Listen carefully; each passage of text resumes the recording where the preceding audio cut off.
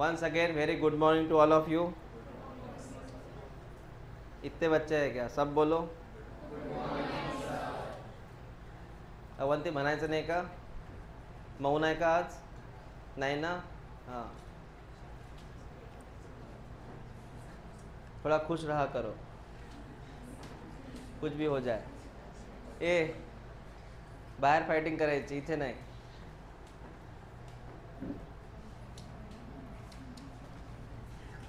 सुनो सर, सबसे पहले बात करूंगा मैं। टी के कितने भाई थे? पहले भाई का नाम क्या है? T helper cell. देख ले बेटा होता क्या है। टी हेल्पर सेल यह एक्ट कैसे करता है? तो सर बैक्टीरिया आया था बेटा, बैक्टीरिया का मतलब है एंटीजन। बैक्टीरिया की वजह से, जैसे मैंने बोला, टी हेल्पर सेल एक्ट कैसे करता है। टी हेल्पर सेल वहाँ पे केमिकल बनाता है लिम्फोकाइन नाम का। ये केमिकल को याद रख। टी हेल्पर सेल ने क्या बनाया? केमिकल का नाम है लिम्फोकाइन। लिम्फोकाइन जो होता है ये एक्टिवेट करता है दोनों को। ये एक्टिवेट करता है दोनों को। सर कौन दोनों? बेटा एक का नाम है मैक्रोफेज। क्या नाम है एक का? और दूसरे का नाम है बेटा B lymphocytes. Yes, B lymphocyte. दूसरे का नाम है बी लिम्फोसाइट। मैं रिपीट करता हूँ, बैक्टीरिया जब आया था तो वो टी सेल एक्टिव हुआ। टी का भाई कौन? तो बैक्टीरिया ने इसको एक्टिव किया, टी हेल्पर सेल को। टी हेल्पर सेल ने क्या बनाया? लिम्फोकाइन केमिकल का नाम है। लिम्फोकाइन ने किसको एक्टिव किया? और बी लिम्फोसाइट। तुझे पता है मैक्रोफेज वो सेल है जो बैक्टीरिया को खाता है। मैक्रोफेज बैक्टीरिया को खाता है। मैंने लास्ट टाइम लिख के दिया था मैक्रोफेज बैक्टीरिया को खाता है, मतलब फैगोसाइटोसिस। तो मैक्रोफेज क्या करेगा? फैगोसाइटोसिस, मतलब ये वाला भाई साहब बैक्टीरिया को खा लेगा। ठीक है बेटा, बैक्टीरिया मर गया बेटा with the help of phagocytosis. दूसरा ये देखो, दूसरा कंसेप्ट है बी लिम्फोसाइट। तुझे पता है इसकी कहानी, वही रिपीट में करता हूँ। बी लिम्फोसाइट जब डिवाइड होता है तो पता है दो सेल बनते हैं, प्लाज्मा सेल, मेमोरी सेल। तो मैं डायरेक्ट यहाँ बात करूँगा। बी लिम्फोसाइट का काम क्या होता है कि बी लिम्फोसाइट क्या बनाता है बेटा? एंटीबॉडीज। क्या बनाता है? और ये कैसे बनाता है मैंने कल बात किया था ना आपसे। ये बी लिम्फोसाइट जब ये डिवाइड होता है दो सेल बनाता है, एक का नाम प्लाज्मा सेल, एक का नाम मेमोरी सेल। प्लाज्मा सेल का काम क्या है? तो मैंने डायरेक्ट लिख के दिया आपको, बी लिम्फोसाइट प्रोड्यूस एंटीबॉडी। और तुझे पता है एंटीबॉडी जब बनती है तब ये एंटीबॉडी जो होती है ये किसको मार देंगी? मतलब इधर मैक्रोफेज किसको खाएगा, एंटीबॉडी किसको मारेगी? तो ये एक्टिविटी है इसकी बेटा, किसकी? हाँ, टी हेल्पर सेल। इतनी बात समझ में आ गई? बाद में लिखो, पहले ये कहानी सुनो। दूसरा भाई कौन सा है? पहला टी हेल्पर हो गया, दूसरा भाई कौन सा है? हाँ, किलर सेल। हाँ सुन ले बेटा, टी किलर सेल या टी साइटोटॉक्सिक सेल। अब ये वाले भाई साहब क्या करते देखो बेटा, ये वाले भाई साहब जो है ना एक जहर बनाते, जहर का नाम है परफोरिन। जहर का नाम है। और परफोरिन क्या करता है? ये पोर्स करता है, पोर्स इन बैक्टीरिया। मतलब बैक्टीरिया में वो छेद करता है और बैक्टीरिया को मार देता है। ये पोर्स है बेटा। पोर्स मतलब होल्स, पोर्स इन बैक्टीरिया। उससे बैक्टीरिया किल होता है, उससे बैक्टीरिया जो होता है ये किल होता है। मैं रिपीट करता हूँ, इसका नाम ही किलर सेल है। या कौन सा सेल है? Toxic cell. क्या बनाया? केमिकल का नाम है। जैसे सांप के अंदर जहर होता है ना, जहर, मैं उसी की बात कर रहा हूँ। ये जहर है, इस जहर ने किसको मार दिया, मतलब उस जहर ने क्या कर दिया, पोवर्स मतलब होल्स, किसके अंदर, उससे बैक्टीरिया क्या हो गई, मौत हो गई। कर लगा, समझा आपको? लिख लो इसे। फिलहाल ये दो भाई के बारे में लिख लो।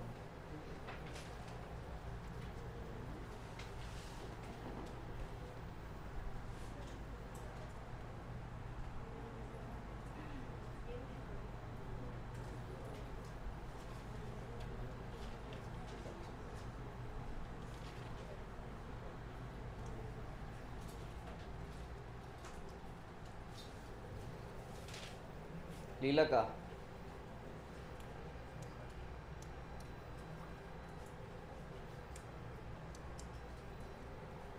इसका दूसरा नाम है CD4, इसका नाम है CD8,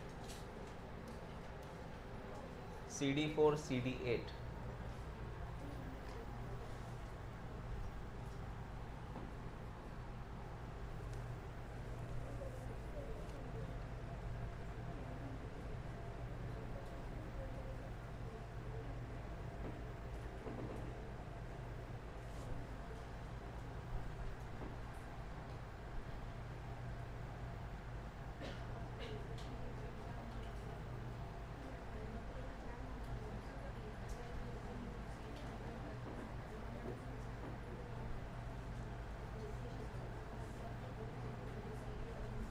थोड़ी बातें कम करो, जल्दी लिखो,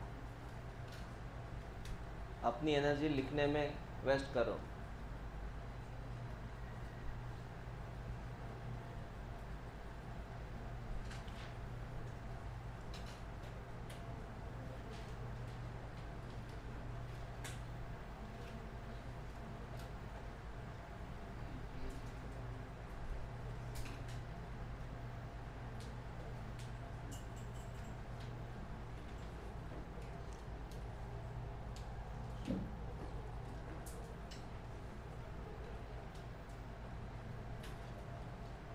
और जिनका लिखना हो गया वो इसको पढ़ लो अभी के अभी।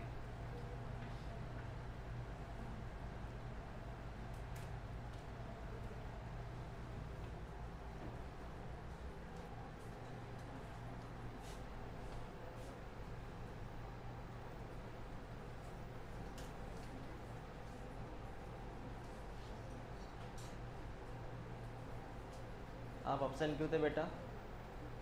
How many days? 5 डेज। आपने परमिशन नहीं लिया ना 5 डेज का, मुझे बताना क्यों एब्सेंट थे।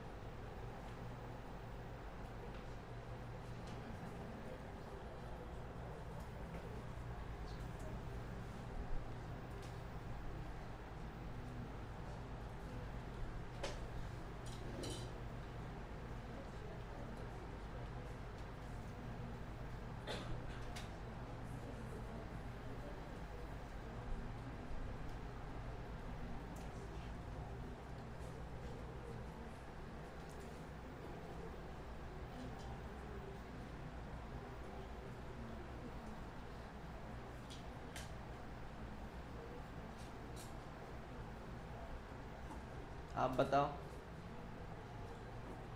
ये जो लिख के दिया ना मैंने, आप ये बताओ टी हेल्पर सेल कैसे एक्ट करता है?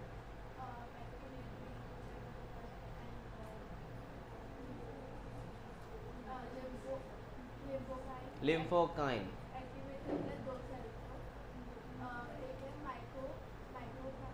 Macrophage,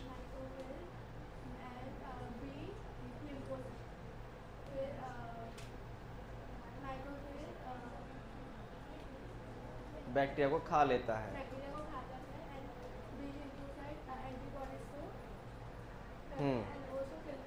okay. T killer cell ने कौन सा केमिकल बनाया था, जहर, परफोरिन्स। इसका तीसरे भाई का नाम क्या है? T suppressor cell. बेटा इसका सीधा काम है, इसका सीधा काम है,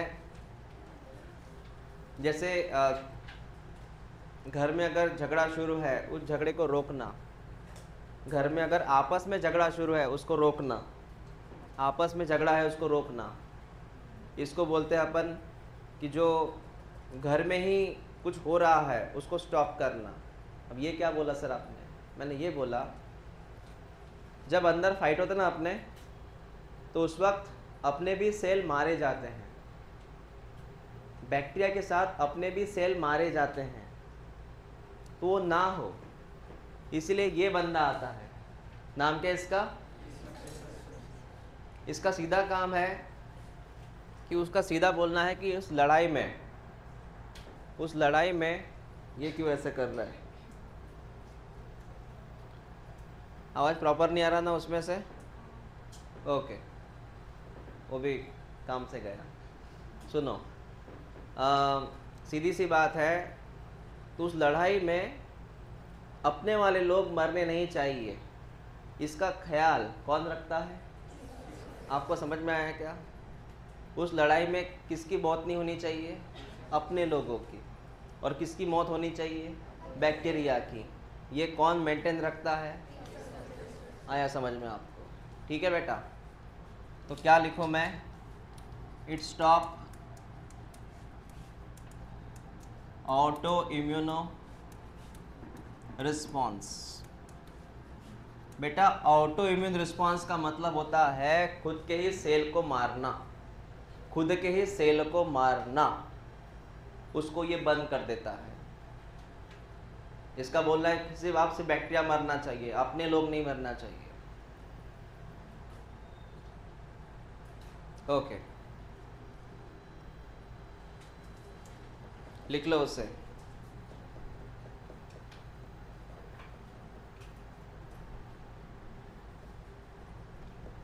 बस उतना ही काम है उसका, अपने लोगों को बचाना, दुश्मन को मारना, इसका वो ख्याल रखेगा। T suppressor cell.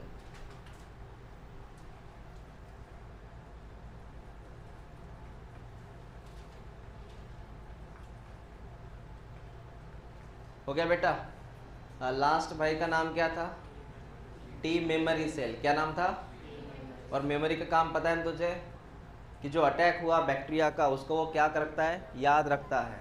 उसको वो क्या करता है? याद रखता है। बैक्टीरिया के अटैक को याद रखता है कौन सा सेल? Memory cell. तो एक काम करना, ये जो 4 भाई है, इस 4 भाई में बोल, 4 भाई के नाम क्या थे? पहले का नाम क्या था? टी हेल्पर सेल, ये काम का है एग्जाम के लिए। दूसरे भाई का नाम क्या है? साइटोटॉक्सिक सेल, ये काम का है। तीसरे का नाम क्या था? सप्रेसर सेल, ये इतना काम का नहीं है, इतना काम का नहीं है। और टी मेमोरी सेल तुझे पता है इसका मेन काम क्या होता है? इसका मेन काम क्या होता है? समझ में आया तुझे? ये 2 IMP करके रख। बता, टी हेल्पर सेल ने कौन से केमिकल बनाया था? देख के बता। लिम्फोकाइंस। और टी साइटोटॉक्सिक सेल ने परफोरिन्स। NCERT में कुछ भी लिखा नहीं है, तुझे लिखना पड़ेगा। ये NCERT में नहीं है, मतलब वो केमिकल्स के नाम वगैरह इतना नहीं है। सर यहाँ पे बात हो गई है, सब क्लियर हो चुका है, ठीक है? टॉपिक क्या हुआ अपना NCERT में अभी? Acquired immunity. उसमें एक डायग्राम है, देखो बड़ी अच्छी डायग्राम है। उस डायग्राम का नाम है एंटीबॉडी। देखो NCERT में है क्या एंटीबॉडी की डायग्राम? हाँ, तो आपका नेक्स्ट हेडलाइन है बेटा एंटीबॉडी। लिखो, आपका हेडलाइन है एंटीबॉडीज।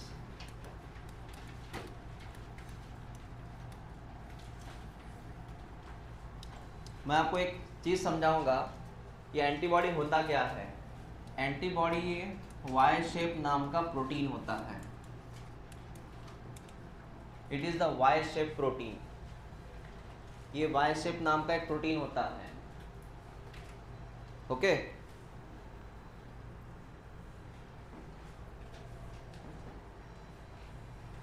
ये वाई शेप नाम का प्रोटीन होता है, प्रोड्यूस बाय इम्यून सिस्टम, इसको इम्यून सिस्टम ने बनाया है टू न्यूट्रलाइज द एंटीजन,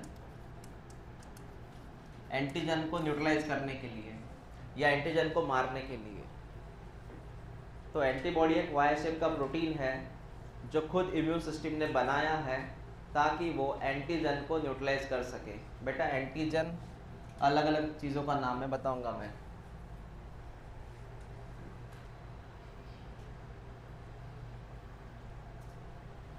समझ लगा? तो एंटीबॉडी खुद के अंदर बनती है, किसने बनाई है? इम्यून सिस्टम ने बनाई है। क्यों बनाई है? ताकि वो किसको मार सके, न्यूट्रलाइज कर सके, एंटीजन को। ठीक है, उसके बाद में एंटीजन कौन है वो भी लिख लें। एंटीजन एक फॉरेन पार्टिकल है, फॉरेन का मतलब आउटसाइड, आउटसाइड मॉलिक्यूल है, सब्सटेंस है या छोटा सा पार्टिकल है।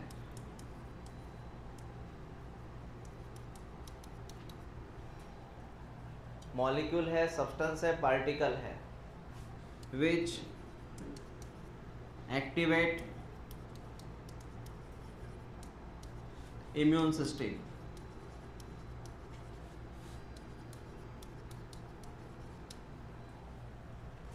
तो ये बाहर का ऐसा कोई पार्टिकल है जो अपने अंदर जाके अपने इम्यून सिस्टम को जागरूक करे, एक्टिवेट करे।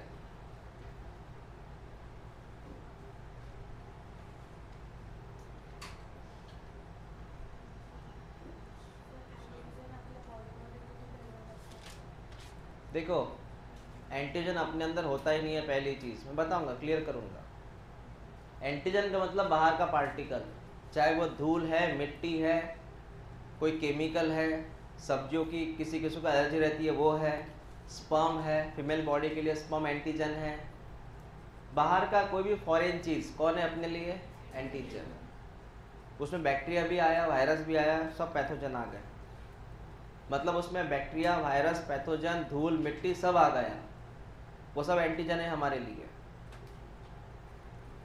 और रहा सवाल अपने अंदर एंटीजन कौन रहता है, मतलब अपने अंदर भी एक एंटीजन रहता है, वो एंटीजन का नाम है ब्लड ग्रुप, जो आरबीसी पे होता है। कहाँ होता है? देखो अपने अंदर का जो एंटीजन है वो अलग चीज़, बाहर से जो आया वो अलग चीज़। तुझे पता है अपने अंदर भी एक एंटीजन था, पढ़ाया था मैंने सर्कुलेशन में। आरबीसी के ऊपर क्या रहता? जैसे एग्जांपल किसी का आरबीसी है, इसके ऊपर एंटीजन ए है तो ब्लड ग्रुप क्या हुआ? ए। उसके ऊपर एंटीजन बी है, ब्लड ग्रुप क्या हुआ? ब्लड ग्रुप क्या हुआ? बी। किसी के ऊपर एंटीजन ए और बी है, ब्लड ग्रुप क्या हुआ? किसी के ऊपर एंटीजन कुछ भी नहीं है, वो अलग है। क्वेश्चन चांगला होता, मेरे डाउट नको। ठीक है बेटा, ये लिख लिया आपने? हाँ, क्लियर हुआ सब कुछ? अब छोटा सा एग्जाम्पल लेता हूँ, वो सुन ले। एक छोटी सी गली है, उस गली में 4 कुत्ते हैं, वो उस गली में रहते हैं। कुत्तों की गली रहती है, पता है आपको? वो उसी में रहते हैं। हाँ, अब हुआ क्या, वो 4 कुत्ते जो है वो शांति से, मतलब ऐसे सोए हुए हैं, एकदम बढ़िया, खाना खा लिया उन्होंने, सो गए। उसमें क्या हुआ, जो गली नंबर 3 थी वहाँ से कुत्ता आया घूम फिर के। अब मुझे ये बताओ तुम, गली नंबर 1 इसमें 4 कुत्ते सोए हुए हैं, बराबर है बेटा? एकदम। अब गली नंबर 3 से कुत्ता आया, गली नंबर 3 से कुत्ता आया, ये आ गया गलती से गली नंबर 1 में। अब ये बताओ, जैसे ये कुत्ता आया, ये 4 कुत्ते सोए रहेंगे क्या? वो स्टिमुलेट हो जाएंगे, मतलब एक्टिव हो जाएंगे। क्या हो जाएंगे? और इसके ऊपर बार्किंग करना शुरू कर देंगे। समझ में आया तुझे? कोई भी आ जाए ये बार्क करेंगे। उनको अगर खतरा महसूस हुआ, खतरा, तो भौंकेंगे। इवन तो कुत्ते नहीं, कोई अगर वो रहते ना, कोई भिखारी के पोज में रहता है ऐसे, मतलब थोड़ा ऐसे बेगर टाइप दिखता है वो, कुत्तों को लगता है इससे हमें खतरा है, वो बार्क करना शुरू कर देंगे। स्ट्रेंजर पर्सन, स्ट्रेंज है ना। तो इसमें क्या हुआ, तो जो डी नाम का, मतलब ये डॉग है, गली नंबर 3 से आया, ये एक्टिव हो गए, बार्किंग करना शुरू कर दी। इसका मतलब ये जो डॉग है जो बाहर से, ये एंटीजन है। कौन है ये? इसने किसको जगाया? 4 कुत्तों को, मतलब इस सिस्टम को जगाया, इस सिस्टम को जगाया। तो सेम बात है बेटा, सुन ले। इन कुत्तों के बदले मैं यहाँ लेता हूँ इम्यून सिस्टम। क्या लेता हूँ? जो सोई हुई है, फिलहाल सोई हुई इम्यून सिस्टम है, ओके। और यहाँ से कोई बेटा एंटीजन आया। कौन आया? कोई भी बैक्टीरिया, पैथोजन। जैसे एंटीजन ने एंट्री की इस एरिया में, अपने एरिया में, इस एंटीजन की वजह से तुरंत ये क्या हो जाएंगे, इम्यून सिस्टम एक्टिव हो जाएंगे। ऐसा रहता है। ये इम्यून सिस्टम भी ये भी मैटर करता है, ये स्ट्रांग है, वीक है। वो डॉग जो है ना 4, वो डिपेंड करता है ना डॉग कैसे है। बुलडॉग है, हाँ, जर्मन शेफर्ड है, अल्सेसियन है, पोमेलियन है। मतलब मेरी बात ये है, आपकी सिस्टम कितनी एक्टिव है, कितनी स्ट्रांग। एक्टिव तो होंगी वो, लेकिन स्ट्रांग कितनी है, समझ में आया? इम्यून सिस्टम स्ट्रांग करने का जरिया क्या है बताओ? How can build up your immune system, how can make it strong? क्या करना पड़ता है इम्यून सिस्टम स्ट्रांग करने के लिए? अरे भाई, इम्यून सिस्टम स्ट्रांग करने के लिए क्या करना पड़ता? पिज्ज़ा खाना पड़ता कि पानी पूरी? हाँ, मैं वो बात कर रहा हूँ। इम्यून सिस्टम स्ट्रांग करने के लिए क्या करना पड़ता? आपने क्या खाया था कोरोना के वक्त इम्यून सिस्टम स्ट्रांग करने के लिए? घर में तो सर सब तेल के आइटम पक रहे थे। हाँ, वड़ा पाव, सांबार वड़ा, मेंदू वड़ा, पोहा, इडली, डोसा, बंद वही बन रहा था। आपको पता है आपने एक विटामिन लिया था कोरोना से बचने के लिए। कौन सा विटामिन लिया था? विटामिन सी लिया था आपने। क्या लिया था? हाँ, विटामिन सी हुआ था उसमें, एस्कॉर्बिक एसिड, विटामिन सी लिया था आपने। मतलब सर सिर्फ एक बात पता है आपको, एक ऐसी कहावत है कि अगर आप रोज़ का एक एप्पल खाएंगे बीमार नहीं होंगे आप। क्यों बोलते हैं ऐसे? क्या है एप्पल में? एप्पल में विटामिन से बेटा। कौन है? तो अगर आपको इम्यून सिस्टम स्ट्रांग करनी है तो आपको विटामिन की ज़रूरत है। रोटी चावल खाने से तेरी इम्यून सिस्टम एक्टिव नहीं होंगी। क्या खाना पड़ेगा? विटामिन्स। रोटी चावल से पेट भरता है, विटामिन से सिस्टम बनती है। ओके, हो गए सर वो 4 चीज़ें। वो ये एंटीबॉडी का भी हो गया, सो एंटीबॉडी और एंटीजन। अब लिखिए एंटीबॉडी का कुछ बेसिक इंफॉर्मेशन, स्ट्रक्चर की बात करते बेटा। पहला हेडलाइन लिख, एंटीबॉडीज।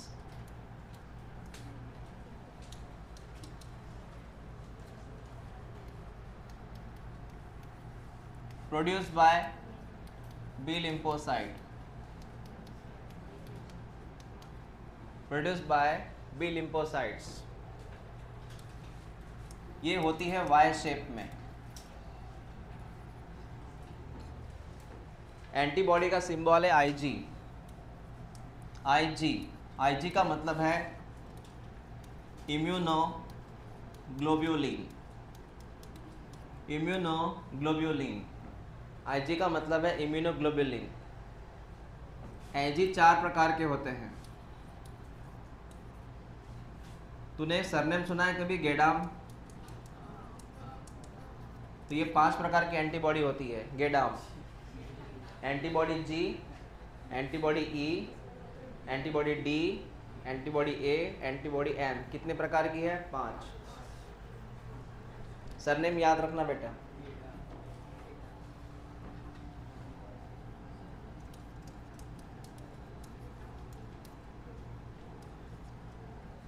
पांच प्रकार में आती है एंटीबॉडीज।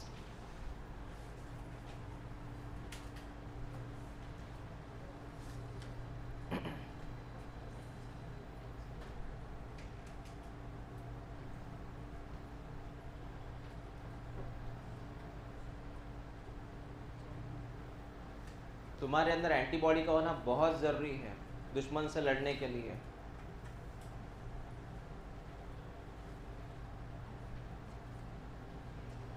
अब हर एक के बारे में लिखो। लिखो पहले जी, ये एग्जाम में आता है, एनसीईआरटी में नहीं है, एक्स्ट्रा है, लिख लो। एंटीबॉडी जी लिख बेटा, ये क्वेश्चन सीईटी में भी आता है और नीट में भी आता है। एंटीबॉडी जी लिख।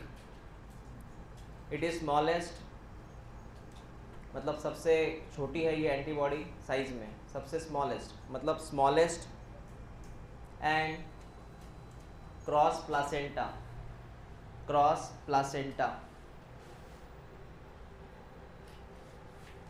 सर क्या बोला आपने? सुनो मेरी बात। पी फॉर प्लासेंटा, ये है मैटरनल, ये है फीटस। कौन है ये? फीटस। और ये है प्लासेंटा वाइट कलर का। तुझे पता है मदर ने, मम्मी ने उसके बच्चे को प्रेगनेंसी के वक्त एंटीबॉडी दी थी। क्या दी थी? वो आईजीजी है, मतलब ये जी एंटीबॉडी है। मतलब मम्मी से बच्चे में कौन सी एंटीबॉडी जाती है? जी जाती है। एक्चुअली इसका सिंबल ऐसा होता है, इसको ऐसे लिखते हैं आईजीजी। यू नो बेटा व्हाट इज आईजी? आईजी का मतलब क्या है? मतलब वही एंटीबॉडी आईजी। और मैंने क्या लिखा? आईजीजी। तो कौन सी एंटीबॉडी ट्रांसफर हुई मदर से फीटस में वाया प्लासेंटा? आईजीजी। ये पीवाईक्यू है, इसके पहले आया है, ठीक है। जी हो गया। अब लिख ई लिख, आईजीई लिख, आईजीई लिख इसमें। It is allergic, it is allergic, it is allergic and activate mast, activate mast cell, mast MAST, activate mast cell, activate mast cell. मतलब जब भी तुझे एलर्जी हो जाए, एलर्जी, तब ये एंटीबॉडी वहां पे रेडी रहती हैं। सर्दी हो, खांसी हो, कोई भी एलर्जी हो, स्किन की प्रॉब्लम हो, एलर्जी में कौन सी एंटीबॉडी बनती है? IgE, ई याद रखना। सुन ले बेटा, ये है मास्ट सेल। कौन सा सेल? Mast cell. मेरी बात समझना वन बाय वन। ये है मास्ट सेल। इस मास्ट सेल के अंदर कुछ केमिकल भरे हैं। इस केमिकल का नाम तुझे पता है, इसके पहले पढ़ाया था मैंने। इस केमिकल का नाम होता है बेटा हिस्टामिन। हाँ या ना बोल सिर्फ। कौन सा केमिकल? हिस्टामिन। और ये कौन सा सेल है? Mast cell. इसके ऊपर जैसे ये एंटीबॉडी अटैच होती है, एंटीबॉडी का आकार वाई शेप होता है। और ये कौन सी एंटीबॉडी है?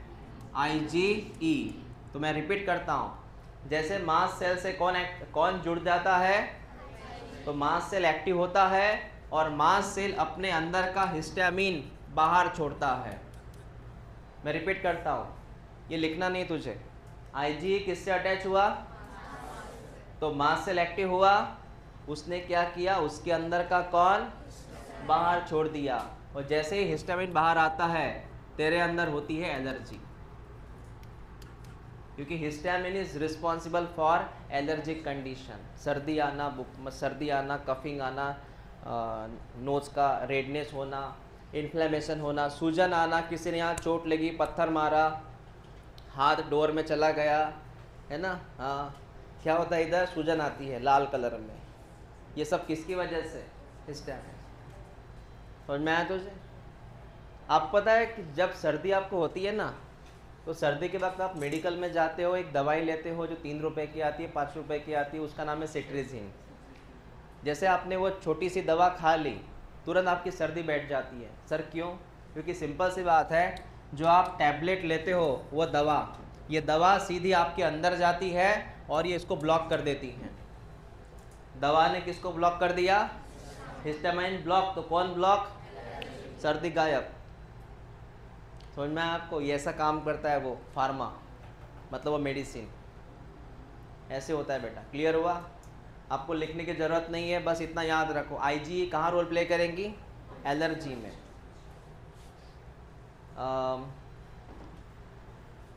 हो गया, जी हो गया, ई हो गया, अब क्या बचा, डी। गेडाम बोला ना हमने, डी है ना, लिखो IgD।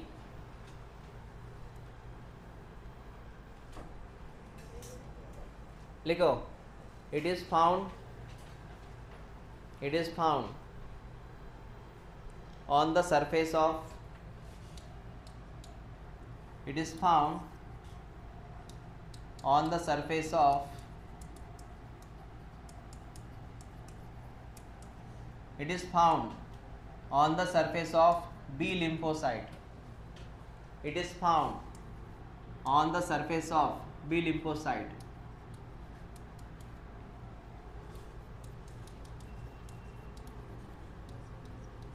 It is found on the surface of B lymphocyte. ये इतना एग्जाम के लिए IMP नहीं है, इसको याद रखना है तो रखो, नहीं तो मत रखो। ये बी लिम्फोसाइट के सरफेस पे कभी कभी ऑकर हो जाती है, इसका इतना रोल नहीं है। हो गया सर डी। अब लिख ए काम का है बेटा, लिख IgA।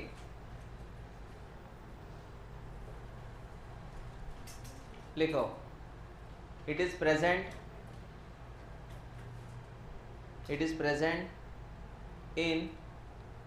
इन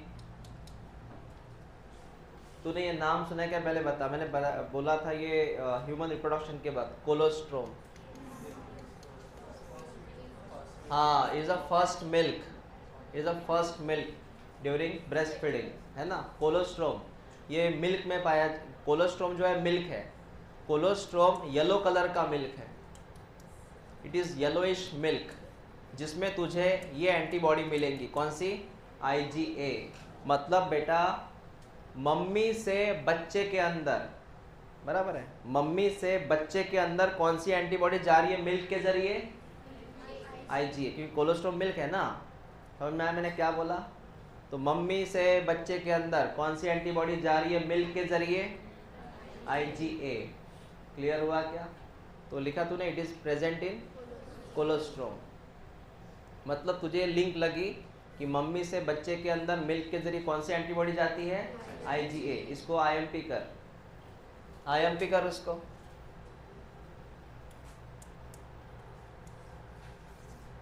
मतलब अब तक ये बता तू, ये मुझे बता, ये प्लासेंटा है, दो कंडीशन अलग अलग है, ये है मदर और ये है फीटस। इसका मतलब ये है, और ये है इन्फेंट्स। इन्फेंट मतलब 1 साल का या जिसका जन्म हुआ वो बच्चा। तो मदर से फीटस में कौन सी एंटीबॉडी जा रही थी, वाया प्लासेंटा, ये IMP है, याद रखना, इसके में लिख के दिया। मदर से इन्फेंट्स में, इन्फेंट का मतलब है जिसका जन्म हुआ वो बच्चा, तो कौन सी एंटीबॉडी जा रही है, via milk. Is that clear. मतलब आप मम्मी की केयर देखो, यहाँ पे वो बच्चे को पहले भी बचा रही है, अभी बचा रही है, before birth, after birth. Sir ऐसा क्यों, बता। बच्चे में एंटीबॉडी क्यों चाहिए, बच्चे में एंटीबॉडी क्यों चाहिए।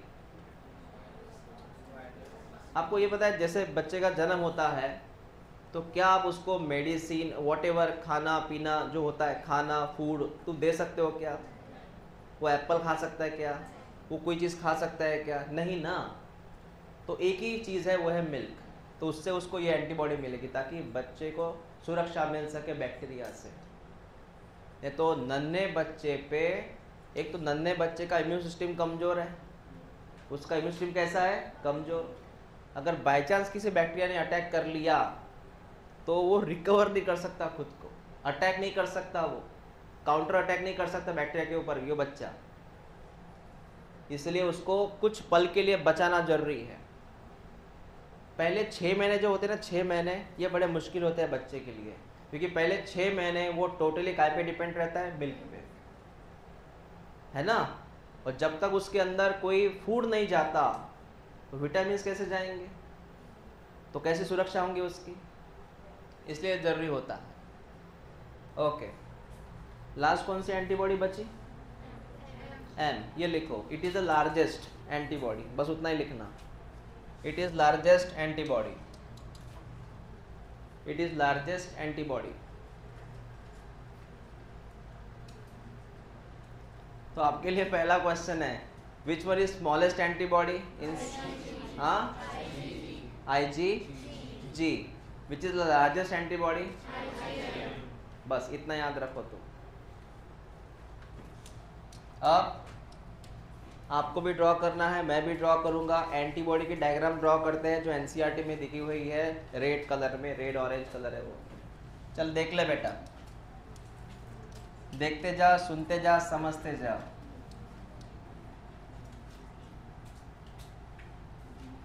पहले एक कलर यूज करता हूं। एंटीबॉडी में 4 चेन होती है, एंटीबॉडी प्रोटीन है, एंटीबॉडी कौन है, और प्रोटीन में 4 चेन है, 4 चेन। सुन, देख ले इधर,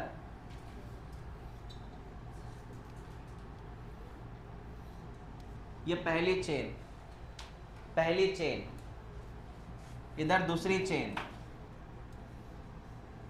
इधर दूसरी चेन, ये चेन मेरे ख्याल से कम हो गई, बराबर तो है बेटा। मैंने कितने चेन ड्रॉ की अब तक, 2 चेन ड्रॉ की। तूने प्रोटीन की डायग्राम बराबर देखी है क्या? प्रोटीन में अगर तूने प्रोटीन बता, protein is made by which acid, amino acid, protein is made by, और अमीनो एसिड में तुझे पता है एक तरफ यन रहता है, एक तरफ सी रहता है। यन का मतलब अमीनो ग्रुप, सी का मतलब पढ़ाया ना करने बायोमोलिक्यूल में बेटा, अमीनो एसिड की डायग्राम नहीं पता तुझे, एक तरफ कौन सा ग्रुप रहता है, अमीनो ग्रुप, एक तरफ कौन सा ग्रुप रहता है, कार्बोक्सिल ग्रुप, ये था ना। तो प्रोटीन के चेन में एक तरफ कौन सा ग्रुप, एक तरफ, तो वही बात हम करेंगे। इधर मैं यन लिखता हूँ, यन मतलब अमीनो, सी मतलब कार्बोक्सिल। रिपीट कर, इधर कौन सा ग्रुप, इधर कौन सा ग्रुप। आपको ये पता है ये चेन काय की है, प्रोटीन की है। Protein is made by amino acid, एक तरफ अमीनो ग्रुप, एक तरफ, तुम्हाला कळलं का? This chain of protein and protein is made by amino acids. ये चेन काफ़ी बड़ी है, चेन काफ़ी बड़ी है, इसलिए इसको हम बोलेंगे हेवी चेन। इसको बोलते बेटा हेवी चेन। एससी का मतलब हेवी चेन। कितने हैं हेवी चेन? 2 heavy chain. अब दूसरी बात सुन, यहाँ मैं ड्रॉ करूँगा और एक छोटी चेन। मैं यहाँ पे ड्रॉ किया छोटी चेन, ये देख ले बेटा, 2 छोटी चेन है सर, ये इनका वजन कम है सर। केमिस्ट्री में वजन को एक नाम दिया जाता है, मॉलिक्यूलर वेट। क्या बोलते हैं इसको? हाँ, तो सर इसको बोलेंगे लाइट चेन। बेटा कितनी है वो? 2। आपको समझ में आया? कुल मिला के कितनी चेन? 4। कुल मिला के 4, 4 में से 2 हेवी चेन, 2 खत्म। इसलिए इसका फॉर्मूला है, फॉर्मूला सुन, H2L2। बता what is H2? Heavy 2 chain, light 2 chain. ये फॉर्मूला याद रखना, H2L2। बात समझ में आ गई सर? अब ये बता, ये इससे कनेक्ट रहती है, ये इससे कनेक्टेड है, नहीं तो ये नीचे गिर जाएंगी। और इनके बीच में याद रखना, प्रोटीन्स में अगर कोई कनेक्शन होता है, प्रोटीन्स में, तो 2 प्रोटीन के बीच में जो ब्रिज होता है वो होता है सल्फर का। काय का? जैसे सुन, ये एक प्रोटीन की चेन है, ये दूसरी प्रोटीन की चेन है। इनको अगर जोड़ना रहा तो इनके बीच में तुझे बनाना पड़ेगा सल्फर बॉन्ड। कौन सा बॉन्ड? सल्फर बॉन्ड रहता है 2 प्रोटीन चेन के बीच में। तो सिंपल सी बात है बेटा, यहाँ मैं बनाऊंगा सल्फर का बॉन्ड, तो यहाँ पे रहता है सल्फर बॉन्ड, वो भी 2 सल्फर रहते हैं, एक नहीं 2 सल्फर। इसको बोलते हैं डाइसल्फाइड बॉन्ड। क्या बोलते हैं? Because 2 sulphur is there, 2 sulphur की वजह डाइसल्फाइड बॉन्ड। मैं यहाँ पे डायरेक्ट लिखता हूँ, रेड कलर समझ जाना, कौन सा बॉन्ड है ये? Sulphide bond. बेटा इधर भी सेम चीज़ है, 2 सल्फर, कौन सा बॉन्ड? Disulphide bond. कंफ्यूज नहीं होना चाहिए, तुम इधर भी लिख लेता हूँ, नहीं तो पूछेंगे सर ये क्या है। आपको पता है मैंने क्या ज्वाइन किया अभी? इन दोनों को जोड़ा मैंने, इन दोनों को जोड़ा काय के हेल्प से? इनको जोड़ा मैंने कैसे, इसको जोड़ा मैंने कैसे, वेरी गुड। चलो हो गया वो, इधर भी एन लिखते इधर सी लिखते हैं क्योंकि वो प्रोटीन की चेन है। फिलहाल ड्रॉ मत कर बेटा जब तक पूरा ना हो सकता है मिटा सकता हूँ, ड्रॉ मत कर। हो गया सर इतना। अब मेरी आगे वाली बात सुन। ये लॉन्ग, तूने कौन सी चेन बोला, हेवी, ये कौन सी बोला, लाइट। अब इसमें आते हैं अलग अलग पार्ट्स, देख ले कैसे।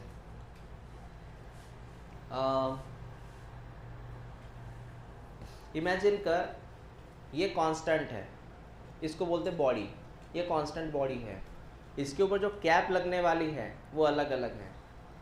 जैसे एग्जांपल, तुम तो एज इट इज़ रहने वाले हो, तुम बदलने वाले हो क्या, लेकिन तुम्हारे घर में 10 प्रकार की कैप है, तो बदल क्या रही है, तुम की कैप, कैप क्या बदल रहा है, कैप। तो बता, दो शब्द लूंगा मैं, कैप और तुम, इसमें कांस्टेंट कौन है, हम, वेरिएबल कौन है, बस सेम चीज़ यहाँ अप्लाई करना।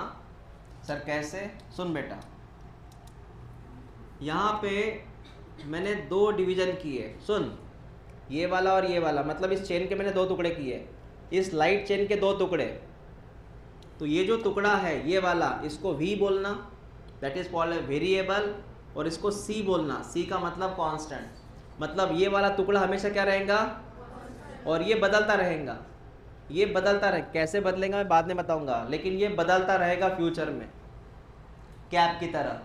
सेम चीज़, ये कौन सा एरिया, मैंने जहाँ V लिखा ना वेरिएबल है, और ये पूरा एरिया पूरा पूरा पूरा पूरा यहाँ तक ये एरिया C है, C फॉर कांस्टेंट।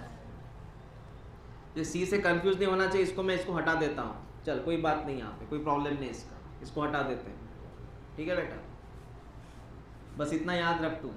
बोल, जो ऊपर का सरफेस है वो कैसा है, वेरिएबल, बाकी जो बचा वो क्या है, सेम चीज़ यहाँ अप्लाई कर, सेम चीज़ यहाँ पे अप्लाई कर बेटा। ये कौन सा एरिया, वेरिएबल, बाकी बचा हुआ ये एरिया, बाकी बचा हुआ, आपको समझ में आया। वेरिएबल का मतलब है ये एरिया चेंज होते रहता है, बताऊंगा कैसे। तो इतनी डायग्राम हमारी हो चुकी है। कितनी प्रकार की चेन है, 4 चेन है, ये 4 चेन है ना, उसमें 2 चेन, हाँ very good. The chain is connected by which bond, disulphide bond, ठीक है बेटा। इसके ऊपर के एरिया का नाम क्या है, और रिमेनिंग वाला, मतलब ये एरिया हमेशा क्या रहेगा, परमानेंट, सिर्फ बदलेगा तो ये एरिया बदलेगा। उसके बाद देख ले,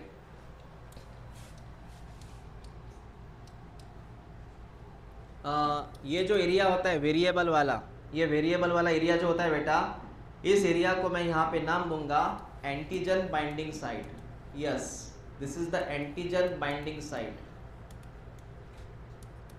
मतलब इस एरिया को फ्यूचर में कौन जुड़ने वाला है, एंटीजन, यहाँ एंटीजन जुड़ने वाला है फ्यूचर में। तो ये भी साइट का नाम बता क्या होगा, एग्जैक्टली ये वाली site. Sir only for variable, ये वाली साइट का नाम पता क्या है, antigen binding site. Antigen binding site का और एक नाम है, कभी कभी एग्जाम में आता है, इसको और एक नाम है पैराटोप। पैराटोप याद रखना। आपको ड्रॉ करना है कि जो एनसीईआरटी में है वो इनफ है, हाँ इनफ है। तो कुछ बचा है, कमी है, तो लिख लो उसमें एनसीईआरटी में, वो लिख लो एंटीजन बाइंडिंग साइट है क्या, उसे पैराटोप लिख ले। फिर सेम डायग्राम यहाँ पे है, स्टेट बोर्ड की किताब में है, स्टेट बोर्ड की किताब में सेम डायग्राम है। स्टेट बोर्ड में आईएमपी क्वेश्चन है ये। आपको पता है स्टेट बोर्ड में क्वेश्चन कितने मार्क का आता है, एक्सप्लेन द एंटीबॉडी स्ट्रक्चर, ये आता है 3 या 4 मार्क का। उसमें लिखना भी पड़ता है और डायग्राम भी बनानी पड़ती है। और स्टेट बोर्ड में आपको स्पेशली 2 मार्क की डायग्राम आती है, ये draw the diagram of antibody with label.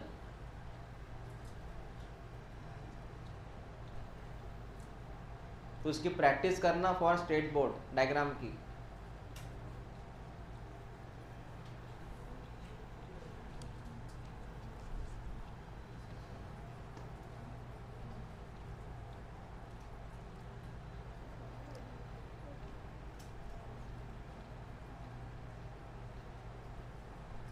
हो गया लिखना आपका?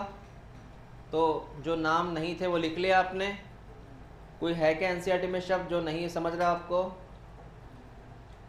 डाइसल्फाइड देखो बीच बीच में होंगे उसके बॉन्ड। वो बता, एनसीईआरटी में जो रेड कलर है वो क्या है? कांस्टेंट। वो ब्लू और ऑरेंज क्या है? आपने नहीं देखा वो दो कलर की वजह से उसको वेरिएबल बोला गया? अरे देखो ना एनसीईआरटी में ब्लू कलर है, कौन सा कलर है? ऑरेंज है ना, इसलिए उस एरिया का नाम क्या है? वेरिएबल। बाकी रेड जो है वो कांस्टेंट है। आपने लाई नहीं क्या एनसीईआरटी? लाई क्या आपने? हाँ।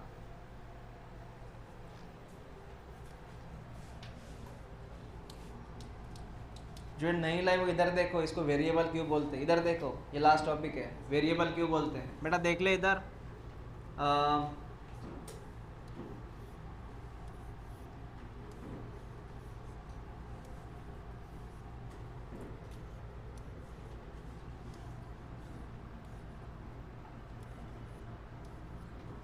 क्या होता है, मैंने बोला ये एरिया वेरिएबल है, ये एरिया जो है ये वेरिएबल है, ये वाला एरिया ये वेरिएबल है, बाकी ये कैसा है? कांस्टेंट है। C for constant, C for constant. अब ये एरिया वेरिएबल क्यों है? कारण क्या है? कारण भी सुन ले।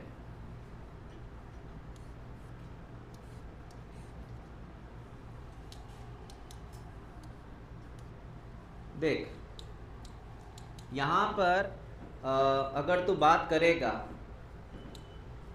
तो ये एरिया ऐसा है, ये एरिया ऐसा है, और ये जो एरिया है वो ऐसा है। फर्क है दोनों में? देखना बेटा, ये वेरिएबल मतलब ये ऐसा है और ये ऐसा है फर्क। उससे फायदा क्या है सर? उससे फायदा ये है कि मैंने क्या बोला तुझे, ये कौन सी साइट है? Antigen binding site. मतलब यहाँ कौन जुड़ने वाला है फ्यूचर में? वो ऐसा जुड़ेगा बेटा। देख ले ग्रीन कलर में मैं एंटीजन ड्रॉ कर रहा हूँ, मैं ड्रॉ कर रहा एंटीजन। ये हो गया एंटीजन, जुड़ गया इससे। अब इधर देख लें, ये हुआ एंटीजन। है फर्क दोनों में? ये एंटीजन इसके साइज में आया, ये एंटीजन इसके साइज में आया, तो ये कौन सा एरिया हुआ? वेरिएबल। बाकी एरिया कैसा दिख रहा तुझे? कांस्टेंट। तो एंटीजन यहां जुड़ता है। क्या डाउट है? कर ले। पैराटॉप का मतलब क्या है? Antigen binding sites. ओके।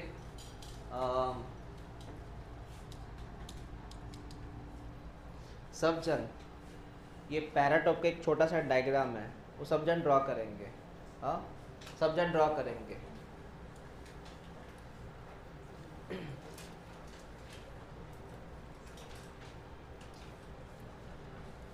ये वेरिएबल एरिया है एंटीबॉडी का।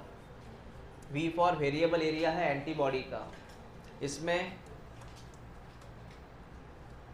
ये जो दिख रहा है सॉकेट दिख रहा है, सॉकेट, ये सॉकेट, इस सॉकेट का नाम है एंटीजन। यहाँ एंटीजन जुड़ने वाला है फ्यूचर में, इसका नाम है एंटीजन बाइंडिंग साइट। मतलब इसको बोलेगा पैराटोप, इसको बोलेगा पैराटोप। लेकिन इसमें जुड़ने वाला ये जो एंटीजन है, ये वाला ऐसे,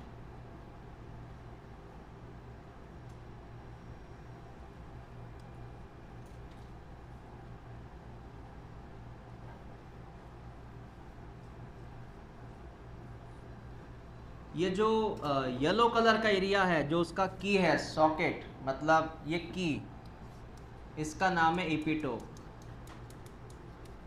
इसलिए मैंने लिख के दिया ये। कहते तो इसको ग्रीन कलर कर सकता है, तो इसको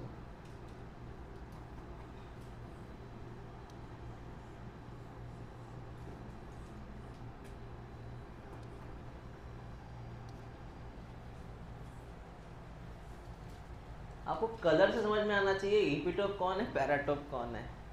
कलर से कुछ लॉजिक लग रहा है क्या? हाँ, नहीं लग रहा भाई? ये ग्रीन कलर का जो गड्ढा सा एरिया है वो कौन है, और उसमें जो फंसा हुआ येलो कलर वो कौन है। तो इपिटोप किसका पार्ट है, ये येलो कलर में है कौन, एंटीजन। तो इपिटोप किसका पार्ट है, एंटीजन का। वो चाबी में रहते ना, चाबी में ऐसे खांचे, हाँ वो खांचे की बात कर रहा। तो येलो कलर कौन है, एंटीजन। येलो कलर कौन है, एंटीजन। और ये एंटीजन का कौन है, इपिटोप, जो कहाँ पे फिक्स हुआ है, पैराटोप। ऐसा है।